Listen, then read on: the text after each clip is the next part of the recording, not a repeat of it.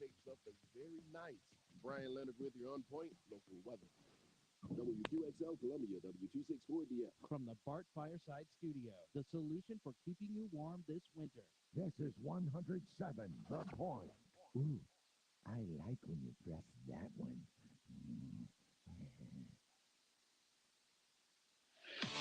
This is Sports Talk with Phil Kornblue, Chris Bergen, and Pat Daniel. Sports Talk is heard across the state on radio affiliates of the Sports Talk Media Network and is streaming live on sportstalksc.com, as well as Twitter, Facebook, and YouTube. The South Carolina Education Lottery lucky number to call in is 888-898-2525. That's 888-898-2525. Now, here are Phil, Chris, and Pat with tonight's edition of Sports Talk. All right, unless something's happened in the last hour or so, South Carolina's still looking for a men's basketball coach, but we think it's right now down to just a couple of guys as the field has dwindled, at least the public field. We talk about the public field, the names that we know. Who knows if Ray Tanner has some folks in his pocket that nobody else knows about? It's possible. Probably not likely, but it's possible. But much of the public field has gone other directions.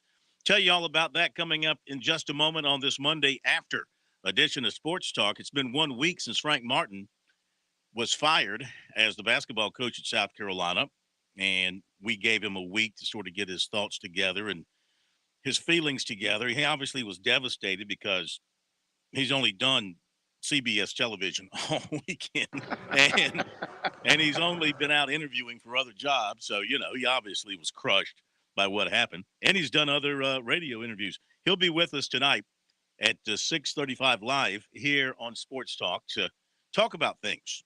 And USC football, spring practice continues. They made several offensive players available to us today, including Spencer Rattler, including Marshawn Lloyd, who says he is 100%, including Luke Doty, who says he is 100%. So all good in Gamecock football land. Jaheim Bell has a hamstring pull. That's why he is not practicing right now in spring practice. Chris Bergen, he's got basketball action tonight, one of two state teams still alive in college basketball tournament play. That's why we call it March Madness here in South Carolina. One of two men's teams still have the Gamecocks on the women's side still active. But, yeah, tonight I forgot about Upstate, right? Are they still in? Yep. Okay. Yeah, Upstate's still in, I should have said three teams. My bad. Yep.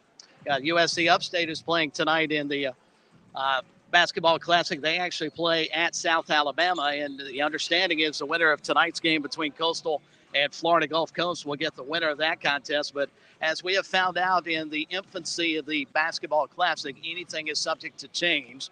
And that includes teams dropping out as the tournament unfolds, as we saw with Wofford last week. But ought to be interesting tonight, Phil. First time we've gotten a chance to see Dunk City here in Conway. Yes, the team back in 2013 that caught everybody's imagination, made that run to the Sweet 16 on the strength of their athleticism. First 15 seed to advance to the Sweet 16 in NCAA history. Now it's become pretty much a foregone conclusion, hasn't it? With teams like St. Peter's this year doing it. But this will be one of, if not the most difficult matchups that Coastal has had all season. As a matter of fact, Cliff Ellis saying this may be the best offensive team they've seen all year. And that, of course, includes the South Carolina Gamecocks who were in here back in December. So if Coastal could get past this stumbling block tonight, I think they've got a really good shot to win this tournament, because I believe, at least right now, Florida Gulf Coast, at least on paper, looks like the best team in the tournament at 22-11. But you want to talk about a strange turn of events. This is a Florida Gulf Coast team that lost to Bellarmine in the second round of the Atlantic Sun. And evidently that wasn't good enough, because they fired their head coach, Michael Fly. He has been coaching since. He is going to be on the sideline here tonight, still coaching his team, despite the fact they have already named his successor in Pat Chambers, who's a former Penn State head coach. But nonetheless, Phil, he's going to be on the sideline. Could you imagine Frank Martin getting fired at South Carolina and then coaching them in, say, the NIT? Well, that's what happened at Mississippi State. Mm-hmm. You know, Ben Howland coached, and word had already gotten out that he was getting relieved of his job. That's just a crazy, crazy world of college athletics. And maybe college basketball is the most crazy of everything So the latest that we have on the Gamecock situation, let's dive right into it and bring you up to date with what we have as of a little while ago. So Matt McMahon at Murray State, officially off the board. He interviewed with LSU Sunday. He's taking that job, according to national reports from Baton Rouge. This morning, David Cloninger of the Post and Courier reported that USC AD Ray Tanner was going to fly to Murray, Kentucky to interview McMahon. Been no confirmation as to whether that trip took place. Matt Norlander of CBSSports.com reported this afternoon that McMahon actually passed on the USC job days ago. So we're just putting out there what's out there. That's what's out there. So a little history on the search from sources we talked to today. We're told that Cleveland State coach Dennis Gates, I should say former Cleveland State coach Dennis Gates, was the top target when it began. He was also very interested in the Georgia job. When he did not get that job and was not immediately offered the USC job after his interview, he jumped on the chance to go to Missouri. And that job was offered to him, and he decided, I'm not going to wait around and have another job slip through my fingers. So he took the Missouri job. In fact, I think he arrived in Columbia, Missouri today. Now, Sean Miller, according to our sources, was not the primary target from the start of the search. His name, of course, was splashed all over the place for days. He did become a bigger factor after Gates moved towards the Missouri job. Now, our sources not conclusive as to whether or not Miller was in Columbia last Thursday. You know, the story about that. Sorry I wasn't here on Friday. I would have had a lot of fun with what was going on with that. You had one report that he was there. That report was later taken down and retracted. And I think the university might have even, I don't know if the university put out anything or not on that. I don't think they did. But they might have had a behind the scenes say so on that. But then there was another report by an internet reporter that he was at Hall's Chop House and saw the guy there. Now, his doppelganger, maybe. Yeah. There was a plane. Don't know if this is connected or not. There was a plane that flew out of Columbia's downtown airport Friday afternoon for Cincinnati. You know, one of those planes you get from a rental plane company, I guess is what you call them. I mean, that's fact. There was a plane that left 12:48 Columbia time Friday afternoon for Cincinnati. You know, did that have anything to do with anything? Who knows? Maybe it did. Maybe it didn't. I'm just telling you that was the case. Of course, one thing about Ray Tanner and his coaching searches over the years, I can't think of too many times he actually had the candidates in Columbia. He did have Mark Kingston visit Columbia before he hired him. I know that for a fact because I saw him at the stadium, so I can tell you that for a fact. I don't think when he did this last football search, any of the candidates came to Columbia. Now, B.J. Mackey interviewed in Columbia on Friday, so that was one. But that was, that's only a natural. He's a Columbia guy. He's an Irmo guy. He's a USC guy. That's only natural. And I think from what my sources have told me, BJ wasn't interested. I think in some of the cases, they have done Zoom interviews with candidates. Mackey was not interested in doing a Zoom interview. He wanted to do a face-to-face interview to present everything he's got directly to Ray Tanner. So all that being said, that leaves, to our information publicly, B.J. Mackey and Lamont Paris, the UT Chattanooga coach, as remaining known candidates as of this afternoon. Of course, over the span of the last 24, 48 hours, as I mentioned, Gates going to Missouri, McMahon now going to LSU, Bob Ritchie. Last night, we reported Bob Ritchie withdrew his name from consideration, being more inclined to stay with his Furman program for the immediate future. So that took him out of it. And, of course, Sean Miller took the Xavier job.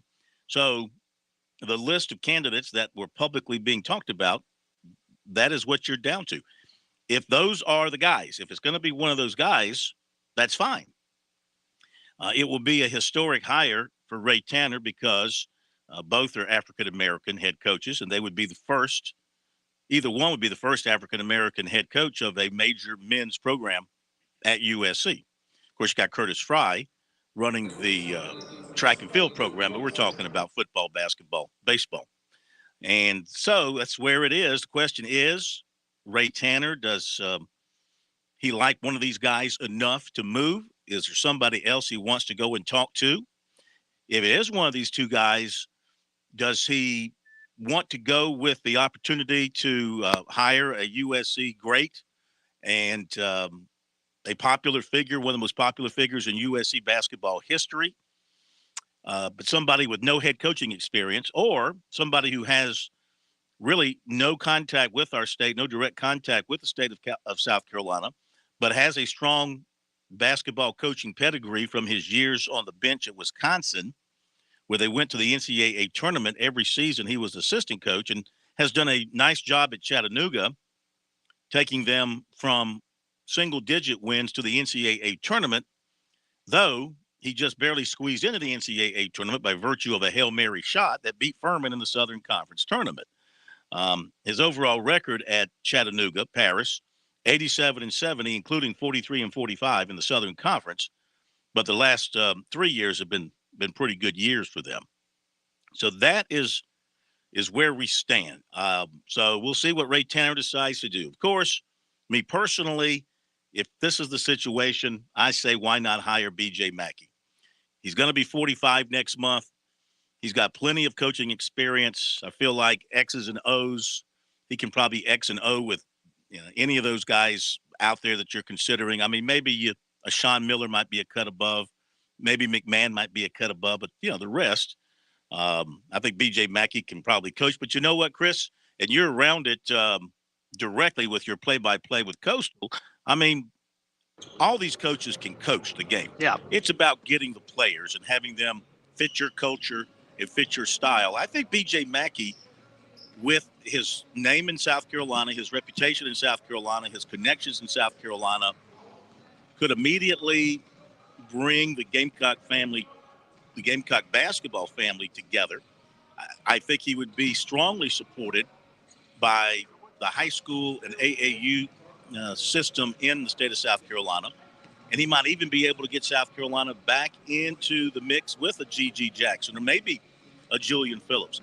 It's all a guess. Either way right now, it's a roll of the dice no matter who you hire, whether or not they will be successful, because anytime there's a new hire, nothing is guaranteed. We know that. We know nothing is guaranteed either way. But, I mean, if you're Ray Tanner and you're going to miss, then I'd say miss with the legend, the all-time leading scorer. Let him come in, put his staff together, probably have a strong USC influence on the bench. Might even bring in an old head or two to kind of be the sounding board for him. Yeah. There's the key. What do you think? Well, and that's the key right there. And I agree with you. If it's down to Lamont Paris or B.J. Mackey, to me, it's a no-brainer. You bring Mackey in because of his ties to South Carolina, and he's already getting – this reminds me so much of the hire Shane Beamer.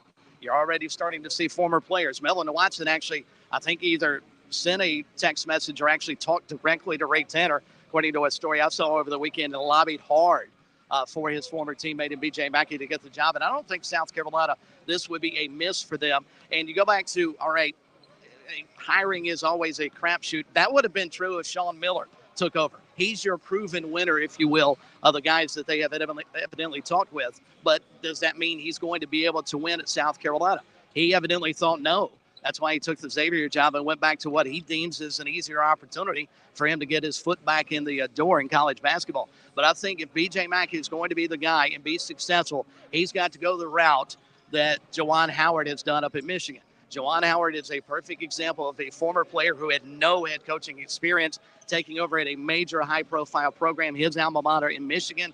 But what he did, Phil, is go out and get another Phil, and Phil Martelli, who did a terrific job at St. Joseph's and got them to the NCAA tournament and in a place that, had not won all that much. And he's sort of that sounding board, the old hat, as you pointed out, that would allow Juwan Howard to develop. Now, I'm sure some of the things on the sideline that Juwan has done, Phil Martelli probably isn't a big fan of, but nonetheless, he's a guy that Juwan Howard can lean heavily upon when the game gets late. He needs some X's and O's talent, and I think that's something B.J. Mackey could do. But your point about getting the fan base energized and the Gamecock family around basketball energized, I think B.J. Mackey's a home run hire in that regard. Now, is he going to be successful, or 4 years from now, are we going to be talking about B.J. Mackey as a failure as the head coach of South Carolina, and they're looking again? Who knows? None of us has a crystal ball to try and figure that out. But if it's down to he and Lamont Paris, I don't think there's a choice there. Yep. You pick B.J. Mackey and move forward. Well, a lot of pressure on Ray Tanner. He's catching a lot of heat, national pundits, inside his own Gamecock family, of course, people on Twitter, social media, board members, etc. They don't like the way this thing's playing out. Of course, they're not involved with it. Maybe it's playing out exactly how he saw it playing out. Maybe not. But I think for his own sake, in terms of redeeming himself in the eyes of many, hiring B.J. Mackey would be a big step in that direction. Back in just a moment. I learned that people are just looking for somebody to listen to them. You can't just start cutting somebody's hair and you're going to be quiet the whole time because you're not going to be in business long.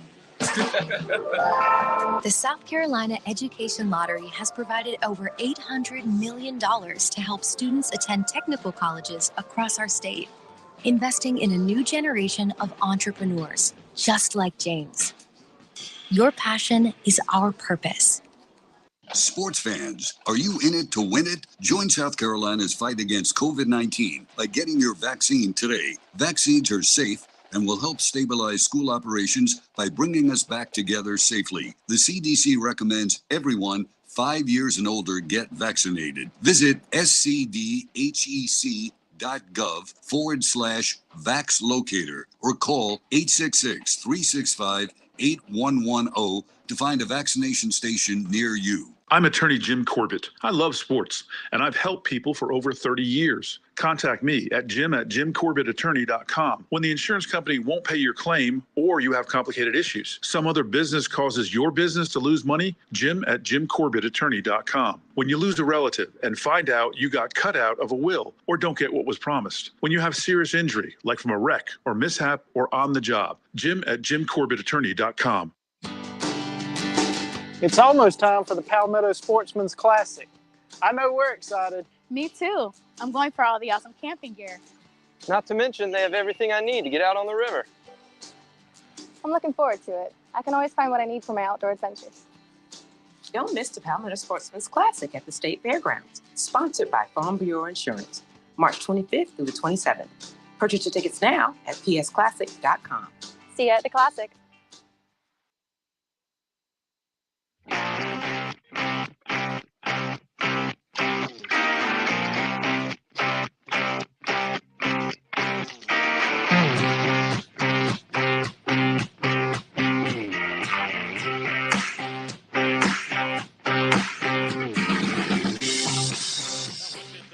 Basketball coaching search on the men's side and the women's basketball team in the tournament.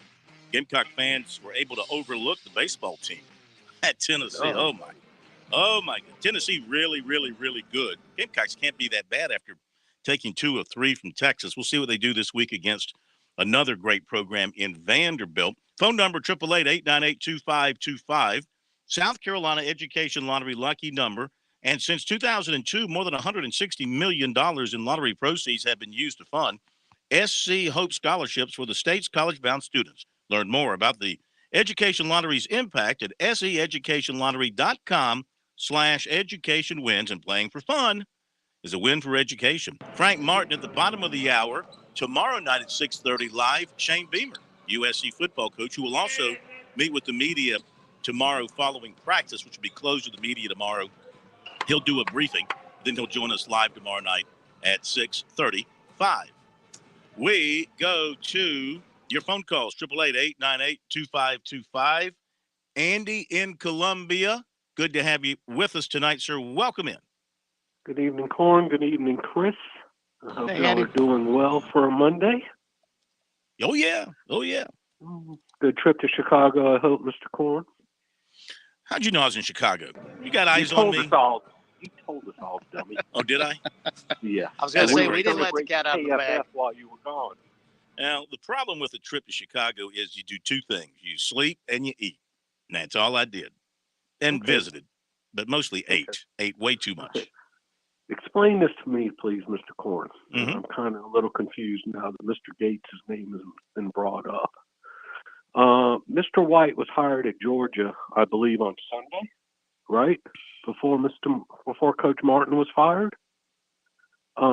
If Mr. Gates was so interested in the South Carolina job and the Georgia job was already gone by the time Frank Martin was gone, did Ray Tanner just not to tell him the job was his? Or what happened?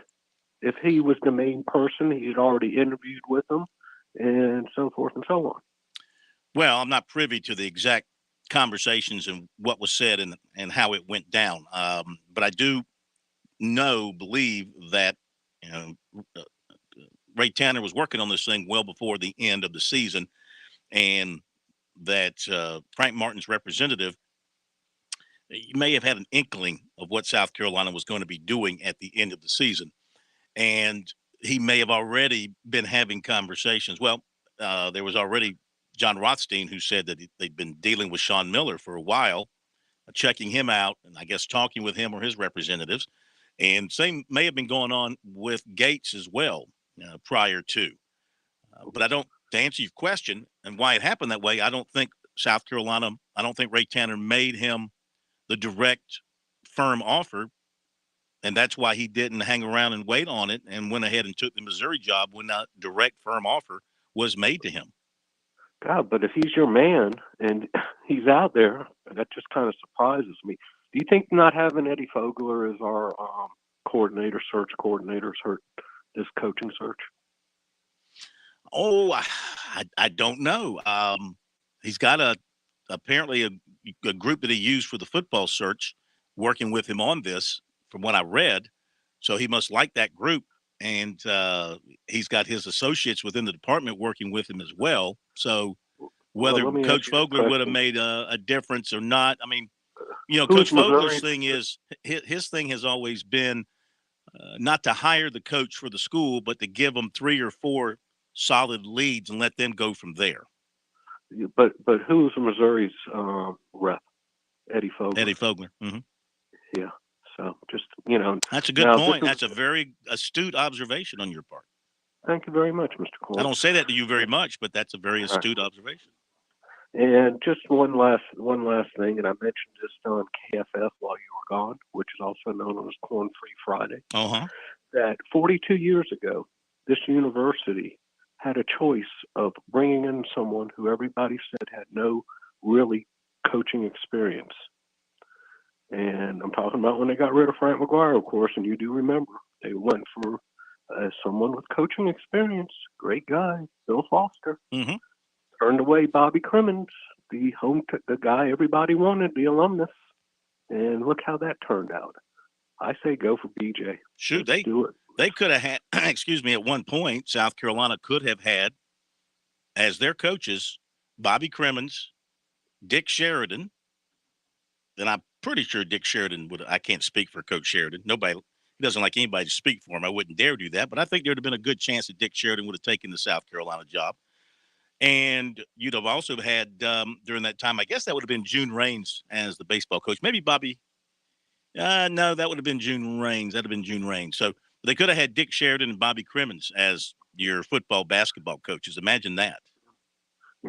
Last thing, shout out to Coach Frank. I mean, let's all be realistic here. He's brought the best winning amount of games since the 1970s to this program. Okay. People thought people were going to be clamoring to get here. Don't ever, it just kind of shows don't jump too soon, in my opinion. I think Coach Martin could have been building a lot better for this program than what we're looking at coming up. I just, I like BJ. I hope BJ gets the job, but I just don't think people appreciated what Coach Martin did here because people don't really realize the extent of how bad South Carolina basketball was prior to Coach Martin, other than 2 years of Eddie Fogler. Well, we got him coming up in about 5 minutes. I'll ask him that question. I know that you do. And I guarantee you he'll say the exact same thing I just told you. And, I hope he finds another job. He deserves another job. But I'll tell you what, he was great this weekend on the Well, he's a doing natural. March Madness. He's a natural on television. He's made for a TV spot, but you know what? His heart's not there. He's a coach, and that's what he wants to do. He doesn't want to be on a camera person. Yeah. All right, got to run. Got Frank Martin coming up after the break. Thank you, Andy. We appreciate the phone call. Be back in a moment.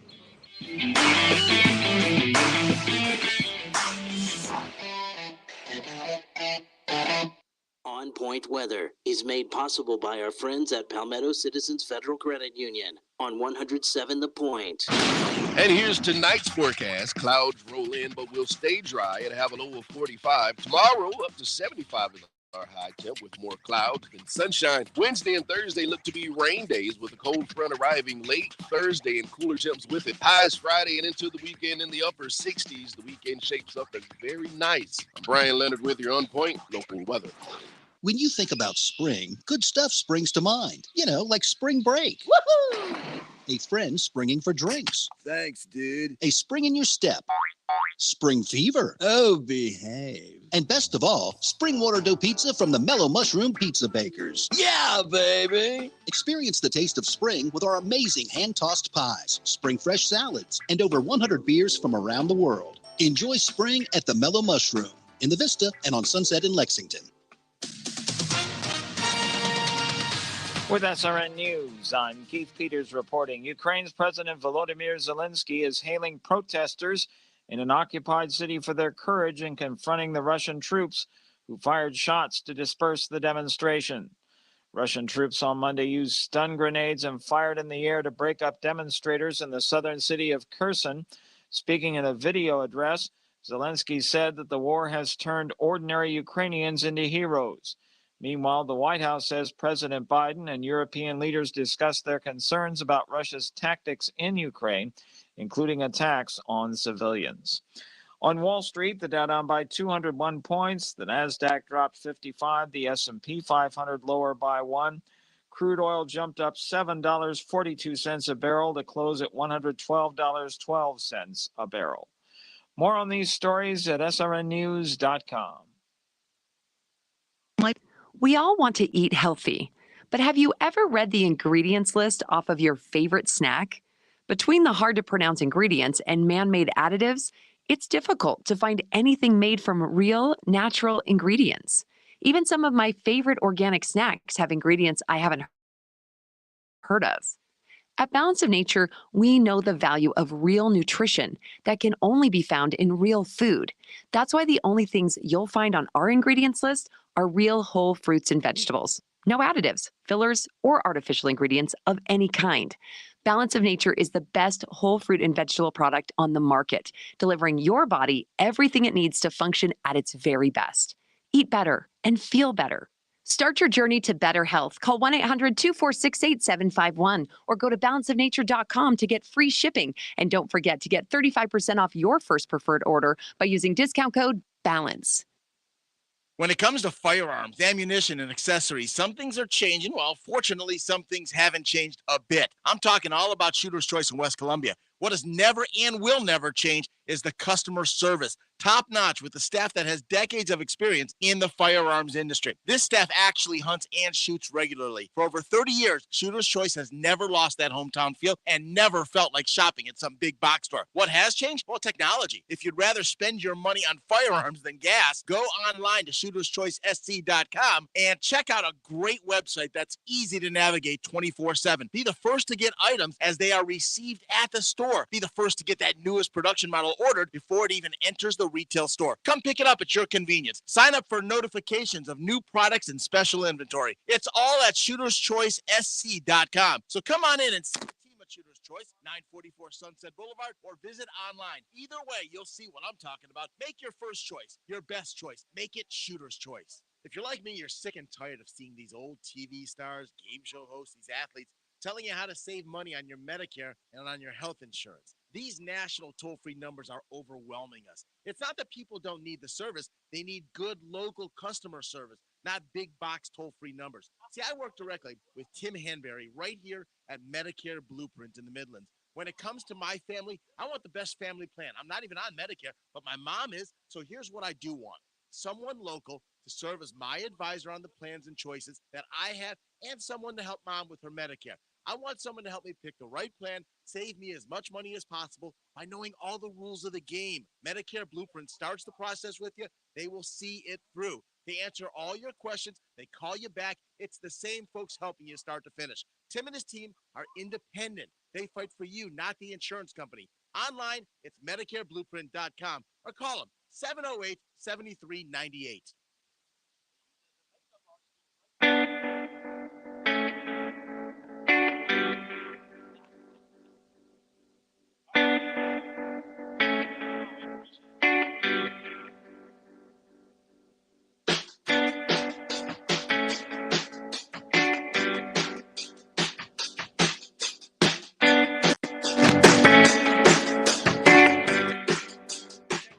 SportsTalk Monday after a lot of stuff. We'll dive more into the stuff coming up. Chris has left us to go do the play-by-play for Coastal Carolina in their basketball game tonight.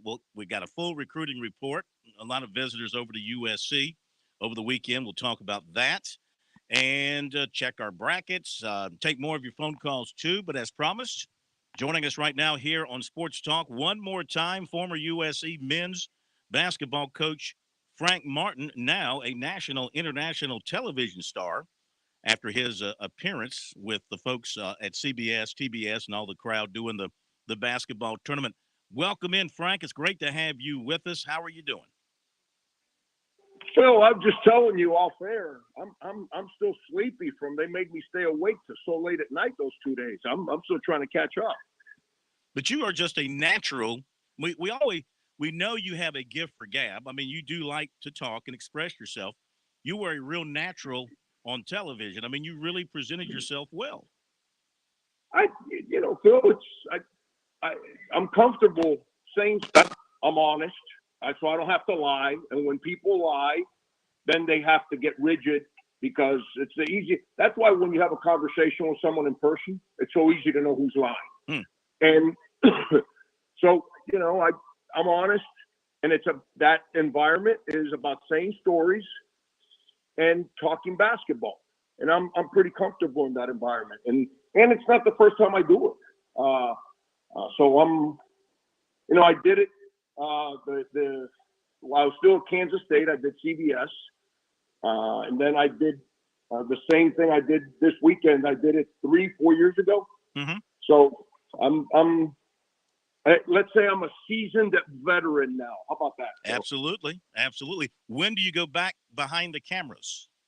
Or in front of the cameras, I guess I should say. You'd be in front of the cameras. Yeah, well, I don't know what it is. It's just sit there and kind of talk. Phil, I haven't asked. This was offered to me about 2 weeks ago in case we did not make the tournament. They wanted me to do that, and I accepted. And when we didn't make it, it was an easy decision. And with the timing of everything that transpired, it was really good for me. It allowed me to just get around folks and talk ball, which allowed me to heal. Sure, absolutely. It's been a week. Have you been able to heal? Have you completely come to terms with what happened a week ago? I was at peace when it happened. It's not like, last year I was struggling. Last year I struggled because of all the above. And Phil, correct me if I'm wrong, but I believe you're the one that broke a certain story at this time last year. Mm-hmm. And excuse me. And between my health, the fact that I couldn't get my team to play the right way, something that had never happened to me before, and then what you reported, which obviously you didn't get that from me, you got that from somewhere else. It was difficult, but I've been at peace all year, and what healed me were my players. I told you guys as we were going through the journey, their desire to play for me, and then once they got here, the desire to work and compete and make us a good team. So I've been at peace with the whole thing from the moment it happened. And it's unfortunate, but it's part of the journey. Have you kept an eye on what's been going on with the search over the last week? Phil, I'm one of those that I'm loyal as the day is long, and as long as you love me, I love you back. But as soon as you kick me, I'm done. I don't look backwards. And I was told I wasn't good enough to do the job anymore. So I'm I'm at peace with what we did. Great school, compensated me incredibly, and my family's better. I've made incredible friendships in this community. I mean, I've been here 10 years. So, and I'm not a recluse. I don't live in my basement. My wife and I were involved in the community. We've made some lifelong dear friends. And but as far as what's going on in South Carolina, that's no longer my problem. Are you on the verge of getting hired for another coaching job? I wouldn't say that. I'm open to any athletic director that has an interest in me, but I would not say those are the right words I would use. Because, I mean, there's been some reporting out there about UMass and you. I didn't know if maybe that was about to happen. Are you going to continue to live life on social media, Phil?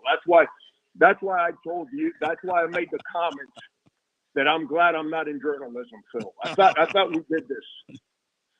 Journalism is dead. It died a long time ago. You know that, and I know that. But it has been, put out there. So that's cool. I mean, you don't have to rush into anything. And for that matter, would you be willing to take a year off and just kind of chill and see what happens next year? I'll make that decision when nobody's interested in hiring me. Last year, I would have taken a year off because I was beat up. I was beat up personally, and I was beat up professionally. And so last year, I would have taken a deep breath and separated from it. Even if somebody had offered me a job right away, I would have done it. I needed to get my health better, which is great right now, and I needed to get my spirits. And just like players, as a coach, you got to get your confidence again. And I did that. So right now, my desire is to coach next year. Visiting. And if I get an AD to believe in me, I'm all in. Visiting with Frank Martin right now here on Sports Talk. So you're currently still living in Columbia. I mean, have you taken the steps yet to sell your property? Are you planning on staying in Columbia for the foreseeable future? Have you thought that far ahead? Well, Phil, if I was single, my apartment would have been sold or rented, and I would have been with my 2 boxes and my book bag headed to wherever. But I'm not. I'm married, and my children are in school. My daughter's at Ridgeview High School. She's got a chance to be a valedictorian there. So, it's the timing of this whole situation is unfortunate. But it's, she's the daughter of a ball coach, and her mom married a ball coach. And so it's the journey we've chosen, and it's a moment we have to deal with, but we're not going to move my family right away. We need to finish the school year and then figure out what's next. Yeah. How about in your son Brandon's case? Because, I mean, he really came on to be a contributor for you guys as the season went on, and I think he still has, correct me if I'm wrong, I think he still has a year of eligibility, doesn't he? He does. He has a year of eligibility, and he gets his degree here in May. And I'm sure I haven't had those discussions with him or any of our players yet, but I'm sure he wants to play, and I'm sure he's sitting back waiting to see if I get a job. And if I do, I never wanted to coach my son, but he was so good for me this year and for us that if he wants to play for me next year and I got a job, I'd love to have him. So if you could have 10 minutes to talk to your successor at South Carolina, what would you tell him? Great place. You can win. Me and every coach before me has proven you can win. And good luck. And good luck, meaning good luck with what? It's the journey I dealt with and the journey every coach before me dealt with. We won, but we couldn't sustain winning. We didn't lose. Like, you can say whatever you want to about what games we lost and who we should have beaten. I got no problem with all that. Bottom line is the two greatest years in the history of the school, and then from a winning standpoint, over a 7-year period, if you eliminate the COVID year, you can argue who we beat, who we didn't beat. I can. That's your prerogative. You can do whatever you want to do with that. It's the winningest 7-year period since the 70s. We had numerous all-league players. We had multiple six-man of the years. We had multiple defensive player of the years. We had the MVP of the league, which had never happened. We did our part. We just didn't win enough to get in the NCAA tournament. And what do you think as you look back after getting to the Final Four, taking South Carolina basketball to its greatest heights ever? Why could you not sustain it? Why could you not attract enough good players, and we all know it's about players, to come in and help you sustain that? Can you pinpoint something about that? We didn't crash and burn. I mean, the year after the Final Four, we had a winning record. And we lost. Obviously, Dozier declared, but I didn't expect Rakim Felder not to be on the team. I found out in the middle of summer. So we took a grad transfer to replace him. And then Corey Holden, for personal reasons, had to step away in the middle of the year. But we had a winning record. The following year, we went real young. Early in the year, we weren't ready to play at the level we needed to. We were really young. Jermaine Cousinard was deemed ineligible. And I didn't find that out till the year started. And so, point blank, by the end of the year, we won 11 league games and finished third in the league. And we were a real good team, and A.J. Lawson hurt his foot in the Alabama game, if you remember that. Correct. And then the year after that, we won 18, and we're a win away from going to the NCAA tournament. And COVID hit. And the season stopped. And then, unfortunately, the environment that we were under and the way it attacked our team, we had a really bad year last year. So, and then this year we bumped back and we win 18 again and go 500 in the league. You were at the press conference at the SEC when I said this is the only league in America where you win, at Power 5 that is, where you win 18-19 and go 500 and you have to apologize. And but it is what it is, and so it's not like the train came off the rails. We had rebuilt it, that we couldn't get in the tournament. And you know, if we had gone Final Four, 18 wins, 16 wins, 10 wins, I totally understand. But that's not what happened. So I don't think it was a single thing. My biggest disappointment in my time at Carolina was that year right after the Final Four. The first two games of the season the following year, which we won both games, by the way. The lowering of the banner, first game of the year, we had 3,000 people at the game. The next game, we had 3,600 people at the game. That's coming off the Final Four. That was disappointing to me. But we didn't win enough. I don't know how else to word it. We should have won more, and we didn't. And that's why I'm talking to you as an unemployed coach. Yeah. Do you have any reason to believe that the university, the athletic department, turned down an opportunity to go to the NIT? I'm not going to live in speculation. I don't know that. That's a question for the people who run the university, not me. Yeah. So do you think during your time, I mean, you were 10 years there, which is a pretty good run. I mean, coaches today have a shelf life of sometimes, 3-4 years. 10 years is a heck of a run. So, I mean, you had support for the most part through a variety of presidents and pretty much one AD, several different board members. But do you feel like, as you reflect on your time, that you had a strong family support system there amongst the folks at the university where everyone was together pulling in the right direction for you? Yeah, I mean, Phil, I got no complaints. It's like every other job. There's some challenges behind the scenes that I'm not going to get into because that's not fair to the university. But at the end of the day, I work for really good people, and I wish I would have been a part of more winning, and I wasn't. But I'm not going to sit around and let anyone speak as if our team fell apart.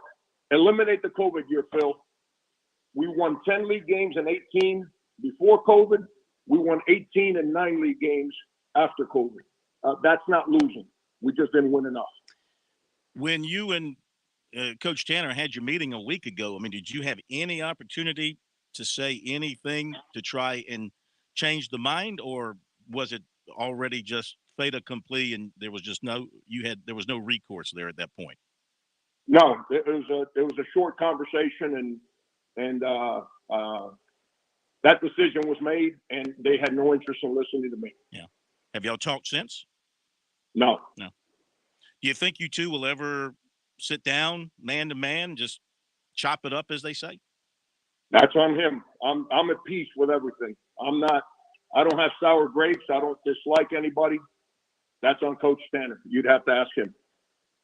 I didn't choose to leave. They chose to move me. So if I had sour grapes, I'd tell you. I don't. Gotcha. So as you look ahead and to get back into college basketball, but you look around at the world of college basketball today with NIL, transfer portal, and everything else going on. I mean, what are you and coaches going to be facing in the future in trying to coach college basketball the way it's been, or maybe it won't even be close to the way it's been? Yeah, Phil, it's all the sports. But the problem with men's basketball, what's different is that one and done rules and overtime elite and all that. Football players don't have where to go play out of high school. Women's basketball really doesn't have where to go play out of high school. In our sport, baseball, minor leagues have been chopped. That's why more kids are going to college now. Our sport, they got that one and done rule. And then the overtime elite, the G League, all these different academies that have been built around the country and the world for that matter. Kids have multiple options, and the NIL has become a challenge because if you're recruiting a blue chip kid, a top 30 kid kind of deal, you're combating G League money, you're combating overtime elite money. And if you're at a school where people get out of bed and want men's basketball to be great, they're going to figure out a way to come up with money to solidify that. And it's perfectly legal. And so that's the challenge. The transfer portal is making all of us reevaluate how we recruit because it's real simple. I'm going to give you a perfect example. Sindarius Thornwell comes here as a freshman, as a sophomore, becomes an all-league freshman player. And as a sophomore, he starts leading our team and turning, he started turning it a little bit. Well, Kentucky, I'll use it, Cal, because he's my friend. Why would they not call Sindarius and say, come play for us next year? That's what just happens to Tom Crean at Georgia. And now, you take a kid that helps you build a program and take it to the Final Four and becomes a player of the year that probably doesn't stay at South Carolina or whatever other school because he's going to get that opportunity. So it's made us all reevaluate how we recruit. I guess I can ask you this question because you're not coaching right now, but I mean, did you feel like you were going to get G.G. Jackson at South Carolina? Yes. Why'd you feel that way? Because I work. It's my job. It's my job. I mean, I know everyone thought we weren't getting Zion. We were in there to the 11th hour. And, he made the decision he made. I've always said it's not for me to explain why he didn't come. That's a question for him, not for me. We did our jobs. And if I didn't think that, I wouldn't tell you. So Frank Martin at South Carolina next year with a G.G. Jackson and the returning players, you think you could have done some major damage? We just won 18-9, and we're returning Eric Stevenson, Jermaine Cousinard, and everybody except James Reese, A.J. Wilson, and probably Keyshawn. And everybody else is coming back. And we had signed 2 really good players. A young man that was committed to us that was a runner-up to Player of the Year in Baltimore. Mm-hmm. And you add the one you're talking about. I would think that team would have been pretty good. Yeah, I would think so. Well, we'll see what happens. So what's the next thing you think we'll hear from you besides being back on television during the tournament related to your future endeavors? I mean, you said earlier you're open and ready to talk to any ADs. You foresee something within the next 2-3 weeks, perhaps? Yeah, I mean, this is the time of year where all the jobs and hirings take place. So I would think if something takes place, it will be now. If not, I will be in the remake of Gilligan's Island. I will be Skipper. I will be the Skipper. So you'll see me in the remake. Hey, we could use you as a co-host here on Sports Talk if you want to work for cheap. I'll do it for free. Yeah. I'm getting paid for another year. I can work for free. I think you would do great in this job. Before we let you go, the tournament has been real wacky, of course. So have you got a Final Four in your head? Who would you suggest as your Final Four? I don't have a Final Four. I haven't studied it like that. The 2 teams I think are above everybody are Gonzaga and Arizona. I think those are the 2 teams that are above everybody based on their talent, how they play.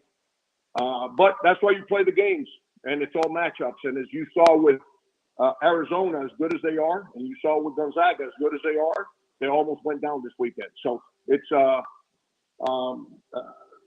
we'll see. I think we've had some great games, and I think the parity that exists in college basketball because of the one and done rule and the transfer portal. The separation between 2 and 15 is not what it used to be. Yeah. So it makes for even a better tournament. How has St. Peter's done it? I mean, really, how has a place like St. Peter's made it to the Sweet 16? Is that just like one of the biggest Cinderellas you've ever seen? Their coach is a winner. And, when he played, he was fearless. And he's recruited guards that play like him, and he's instilled that confidence in him. And when you do that as a coach, I don't care what the name of your jersey says, you got a chance to win. And that's what he's done. So Shaheen's a star in this business. Yeah. Well, the internet says he's going to be on the move to Seton Hall here as soon as they're done. So that would be one rumor that you get off the internet that might be true. You ever thought about being a peacock? A peacock? What's a peacock? St. Peter's. I don't know. I'd like to deal with St. Peter and Paul one day. I don't know if I want to deal with this one. All right. We can't thank you enough. Look forward to seeing you on television. Good luck. I know we're going to hear from you again, no question about it, but we really appreciate your time. Hey, Phil, you know what the best part about this interview with you today was? It's the last one? No, that we didn't have to worry about time limitations. That's right. It's a beautiful thing. Anytime you need me, I'm here for you. Thank you, sir. Appreciate it. Yes, sir. Get you back around the NFL draft. All right. Thank you very much. We appreciate you. Thank you very much. Okay, Frank Martin. Sounds like a guy doesn't have a care in the world. And you know what? He really doesn't right now, Pat. He's loosey-goosey. Like he said, he's going to get paid for another year, and he can sit back and let some jobs come to him and find a place that'll work for him again. Love the Gilligan's Island reference. Love, you can just hear that he's at peace. He sounds like he is at peace. He sounds okay with where he is in his life right now and moving forward. I'd be lying if I said I didn't think there was a little bit of, I don't want to say anger, but maybe frustration there. But that's natural. But at the same time, it sounds almost like a relief at this point. Wish the guy nothing but the best. And wherever he ends up next, sky's the limit. Well, I mean, look, imagine that team coming back, those who would come back with a G.G. Jackson. If G.G. Jackson did end up going to South Carolina and reclassifying to 2022, if that would be the right move for him. I mean, that would be a big upgrade in talent, a big upgrade in terms of national notoriety, and the kind of talent you have to bring in to get to that next level. Of course, they got to that next level one time. I guess trying to sustain that is what I'm talking about. All right, thanks to Frank Martin. Top of the hour. We'll be back.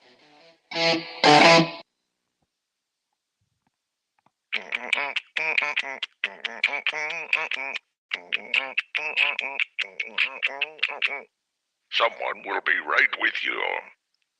The Point. WQXL Columbia, W264DF. From the Bart Fireside Studio, the solution for keeping you warm this winter. This is 107 The Point. News this hour from townhall.com. I'm Keith Peters reporting. Hearings are underway for Supreme Court nominee Ketanji Brown Jackson. Bob Agnew reports. Democratic Senator Patrick Leahy of Vermont took issue with those who criticized Judge Brown Jackson for defending terror suspects while she served as a federal public defender. It's not a liability to the court. It's a much needed asset to the court. Republican Lindsey Graham complained about a double standard in the media when dealing with ethnic minority nominees. So if you're Hispanic or African American conservative, it's about your philosophy. Now it's going to be about the historic nature of the pick. Graham promised civil hearings, but also warned the nominee to expect some hard questions from Republicans concerned about her judicial philosophy.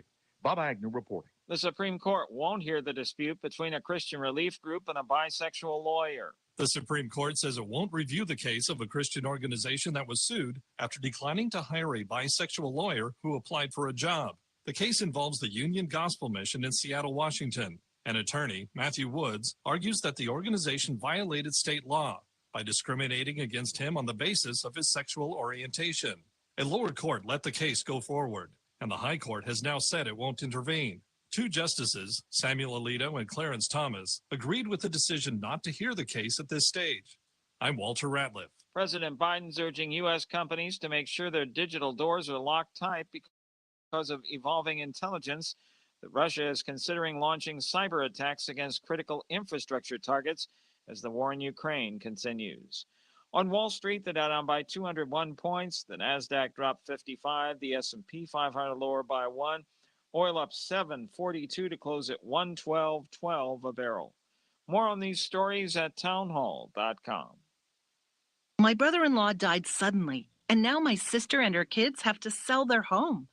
That's why I told my husband we could not put off getting life insurance any longer. An agent offered us a 10-year, $500,000 policy for nearly $50 a month. Then we called SelectQuote. SelectQuote found us identical coverage for only $19 a month, a savings of $369 a year. Whether you need a $500,000 policy or a $5 million policy, SelectQuote could save you more than 50% on term life insurance. For your free quote, call SelectQuote at 1-800-940-6161. That's 1-800-940-6161. Or go to SelectQuote.com. That's 1-800-940-6161. SelectQuote. We shop, you save. Full details on example policies at SelectQuote.com/commercials. 10 people were shot and wounded at a spring break party in Dallas. The weekend shooting was at the Space Dallas, a party venue. Some teenagers were hosting a spring break party. Joe Morgan, who was working crowd control, says at one point he heard gunshots from outside the venue. Then he saw victims who'd been shot in the chest, arms, and legs. He says a lot of kids started helping other kids. No arrests announced. The shooting was one of several over the weekend in Texas. 4 people were shot in Austin as the city hosted its South by Southwest festival. 4 teenagers were shot at a birthday party in Houston. One of them died. I'm Rita Foley. A Union Pacific freight train carrying lumber derailed in Southern California, sending 13 rail cars and 3 locomotives off the tracks. The derailment occurred about 7:30 this morning near Colton in San Bernardino County. News and analysis at townhall.com. I'm Keith Peters reporting. On Point Weather is made possible by our friends at Palmetto Citizens Federal Credit Union on 107 The Point. And here's tonight's forecast. Clouds roll in, but we'll stay dry and have a low of 45. Tomorrow, up to 75 is our high temp with more clouds than sunshine. Wednesday and Thursday look to be rain days with a cold front arriving late Thursday and cooler temps with it. Highs Friday and into the weekend in the upper 60s. The weekend shapes up as very nice. I'm Brian Leonard with your On Point local weather. WQXL Columbia, W264DF. From the Bart Fireside Studio, the solution for keeping you warm this winter. This is 107 The Point. Ooh, you shouldn't have pressed that button. Oh. Now you get this.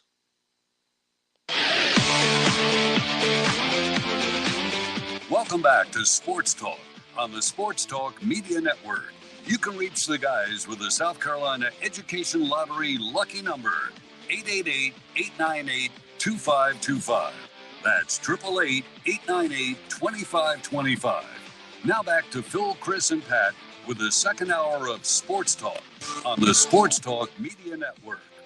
And just moments after we wrap up the interview with Frank Martin, we see tweets coming out from two of the national guys that always get these things, Jeff Goodman and John Rothstein.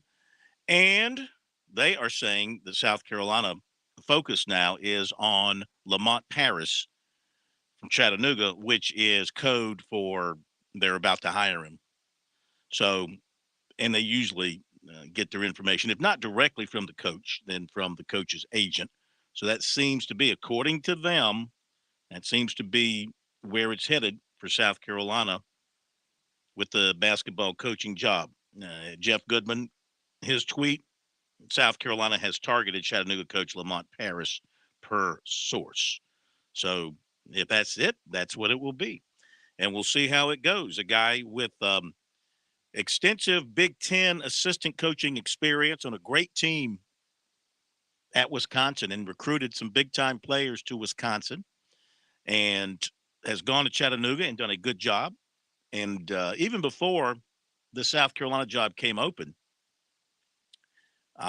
talking to people who cover the Southern Conference, they said this guy's an excellent coach and a good guy. So no knock on him. If he's the guy, he's the guy. Would love to have seen B.J. Mackey get it. I think he's ready. I think he's the right age. I think he brings a lot to the table. And, for Ray Tanner's sake, I hope he doesn't regret 3 or 4 years down the road.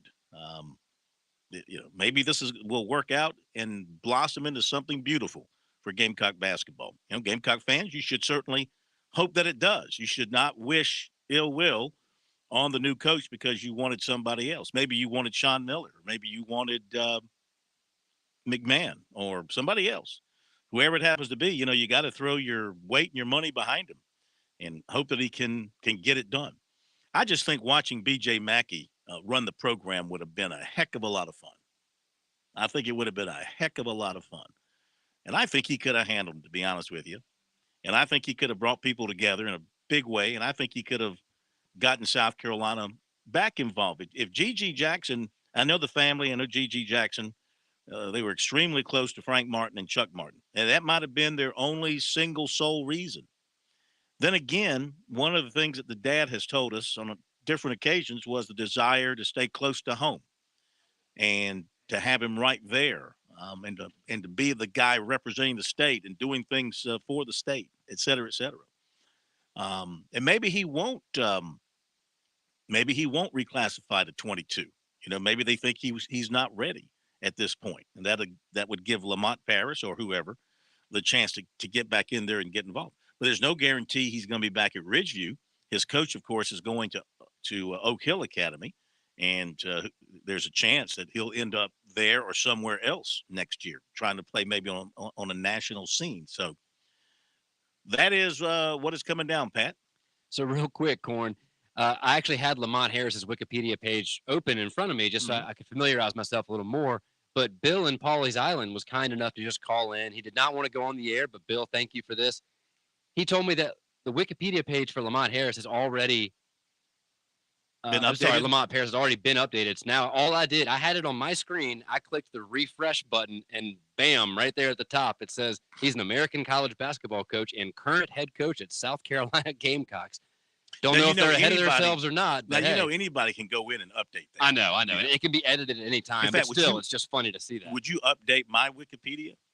What would you like to be now, Well, I would like to show that I averaged 35 points a game in high school and that I was three-time Mr. USA looks and build. I'd like that added to my Wikipedia page. I'll get right on that. Yeah, get that done for me. All right. With all that being said, let's go back to the phones. 888-898-2525. South Carolina Education Lottery. Lucky number. By the way, Augusta National has confirmed that Phil Mickelson will not compete in the Masters per Golf Digest. Okay. So we got that done. Where are we going next? I've lost my list. Oh, next we are staying right here in the Midlands, and we're going to Justin over in West Columbia. All right, Justin, welcome into Sports Talk. Good to have you with us. Thank you, Phil.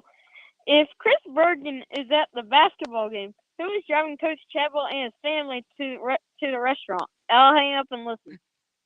You know, Pat, why do you let yourself get suckered by – I'm not going to say his name because if I say his name, then his name will be heard by more people in 10 seconds than, who will watch him for 10 minutes on his television station here in Columbia. The funny thing is you don't think I'm in on the joke at this point? Oh, you were in on it.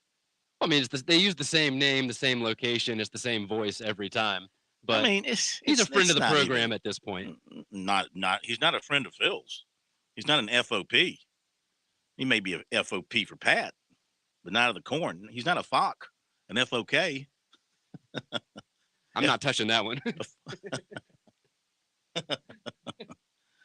Go away, Reggie, and take your boy with it. I'm calling DSS. Okay, that's what I consider to be, child endangerment right there by putting them on statewide radio to make a fool of themselves. You shouldn't allow a 9-year-old to make a fool of himself like that, or 8-year-old, or whatever he happens to be. The fool is the dad. We all know that. Anybody who's seen him on television knows that. So, anyway, let's get to some real phone calls. 888-898-2525. South Carolina Education Lottery lucky number here on Sports Talk. Coastal out to an 11-7 lead on Florida Gulf Coast as they play in the second round of the Basketball Classic. Boston University in Middle Tennessee leading 52-29. That's in the CBI. Wilmington has beaten Drake 76-75. That's in the CBI. I didn't know they still had a CBI. Northern Colorado over Asheville, 87-84. That's a final score. A lot of CBI action out there for you, Pat, if that excites you. Back to the phones, and it is going to be Hank in Columbia. Just the man I was hoping to talk to tonight. Hank, welcome in. How are you? I'm doing good, Corn. Hank, I got to ask you. Uh-huh. Did you go to the basketball games over the weekend? Yeah. Okay. 2 solid wins by the Gamecocks. Great defense. Terrible offense. But, Hank, where were the people? Where were the people? They were playing. I think their game on Sunday was one of the highest attended. 9,000. No, seriously. I was expecting 15,000, 16,000 for that game, at least on Sunday. You had to be 2. Come on. Well, no, because normally during the NCAA tournament games, that if you get that 10,000 or whatever in the lower bowl, I think those are considered really like it gets huge crowds because of the way they do the tickets during that thing. It's Hank, you got to come on, man. It's about getting out and supporting the team. Yeah, but Corn, we had one of the largest attended games throughout the country, so it's just that's how it is. I know that. I'm just saying, I personally, and I'd say this for the men, I'm treating the women just like the men here. As I look at this, I truly expected more. I thought they would hit the 13,000, 14,000 mark for an NCAA tournament game. But even with the men, Corn, when you go to those games, like a couple years ago when they had it in Greenville, and even when they had it down there at Carolina, when they had the men's tournament, it's basically a product of a whole bunch of different people who are interested in basketball that just show up there. So it's not like Sunday where you were at the South Carolina game and if you had 9,000, you had the 200 or 100 Miami fans and you had 9,000 Gamecock fans. You have, like when Zion and them came down there, I mean, it was just people in there all over the place. You didn't find 5,000 Duke fans in there and then 5,000 Virginia fans in there for those games. It was just people all over the place. I understand that. It's a different thing. I really thought, and look, I'm just being honest with you. I really thought that they would pack the place or at least have 14,000, 15,000 in there for NCAA. Maybe it's because the people thought it was going to be a blowout. No reason to go. It's on television Sunday afternoon. I really thought there'd be 14,000 or so. But that's not the issue. That's not the issue. Go ahead. That's not the issue. What I called about Corn is, there's another show that has Kyle Stanley on, the local guy that's been on the PGA Tour. Mm-hmm. And he has said on multiple occasions that he wouldn't put it past the PGA that Phil Mickelson and DeChambeau are under private suspension. And he said when he was playing on the tour, he said the PGA doesn't publicize their suspensions like a lot of the other sports. So he said if you just kind of look at the tea leaves and look at different events, these guys are playing, and you see 2 or 3 that they haven't played in a row. He said you can almost bet your bottom dollar that they've received a private suspension. And whenever you see them pop back up, it'll be when that suspension is lifted. There was some suspicion of that with Dustin Johnson a couple of years ago when he missed some tournament time. Yeah, he said he wished the golf PGA would be more transparent with that. But he said when he was playing, he said they did a number of suspensions, but they never announced it, posted it to the public. It's just private. He said the golfers know. Yeah. Well, if the golfers know, why don't they say something about it? Are they sworn to secrecy?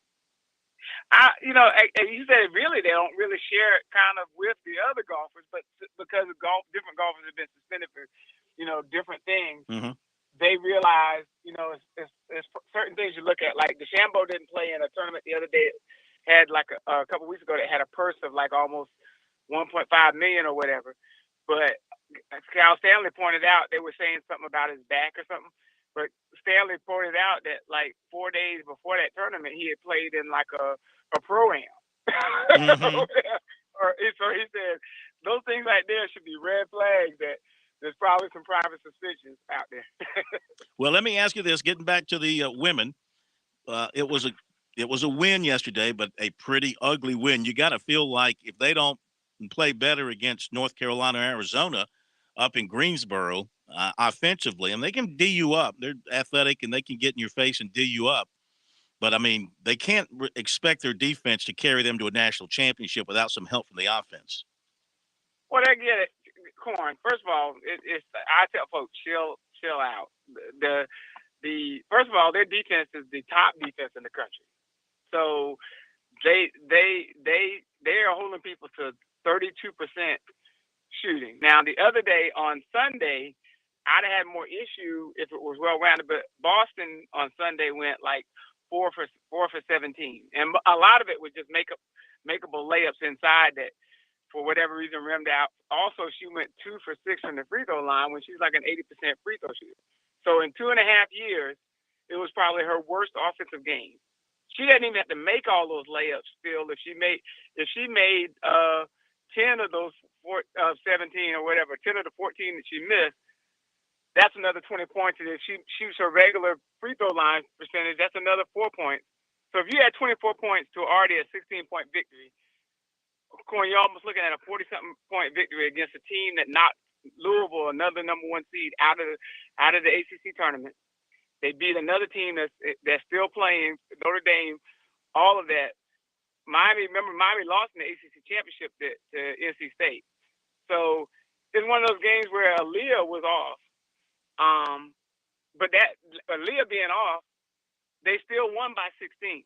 I'm not saying that you want to do that every night, but how many nights have you seen Aaliyah Boston off, Corn? Right. Well, look, I counted 27 missed layups in that game between the two teams. 27 missed layups. Got to go, Hank. Thank you very much. I was surprised they didn't have more fans. Okay, maybe I listened to people talk about the fandom for the women's basketball team, and it's real. And they averaged about 12,000 for regular season. So I really thought they'd have 12, 13,000. That's not the issue. They won. They're on to the Sweet 16. They remain the heavy favorite. I think number 2 seeds went out yesterday. So the field is getting thinned down quite a bit. I mean, it's not a strong field to begin with. It's a top-heavy field. So 2 number 2s went down yesterday. Baylor was one of them that went down yesterday. So that's a big piece missing as you head on down the road.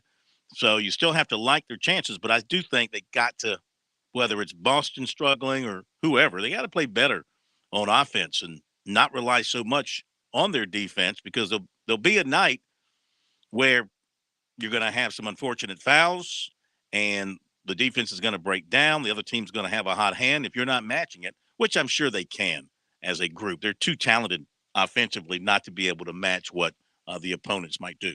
And Corn, just real fast, little devil's advocate. You mentioned all the missed layups. Did you watch that Auburn game last night? I was traveling last night. They went 11 for 26 on layups. 15 layups, and they would have won that game handedly. They were missing dunks, layups. It was wild to watch. And then when we talk about the attendance, I know you're saying that partly in jest, but no, I'm not. Well, when there's 30 different games going on each day around the country, even many of the biggest fans would rather go somewhere where they can watch multiple screens at once than only be limited to watching one. I like to go to most all games, but I'd rather sit in front of a TV on this kind of weekend where I can watch 4 different games at once in front of me. So I think that's a bit of unfair criticism towards them. They still, like Hank said, they had one of the biggest. What are you talking about? I mean, you only get – it was the last home game of the year for the South Carolina women. It's the NCAA tournament. It's the round of 32. And I thought they'd have 14, 15,000 in there. Just my outside observation. The fact that they had 8,000 on Friday and then 9,000 on Sunday, I was surprised. That's all. I thought they'd have more. It's not really a criticism. It's just a surprise that I thought more fans would turn out in bigger numbers for those particular games. Those are tournament games. I mean, it's ridiculous how they beat Howard. I mean, ridiculous. I mean, you should not have an NCAA tournament game where one team has scored 4 points at halftime. I mean, that's ridiculous. That's the tournament, and we'll be back in a moment.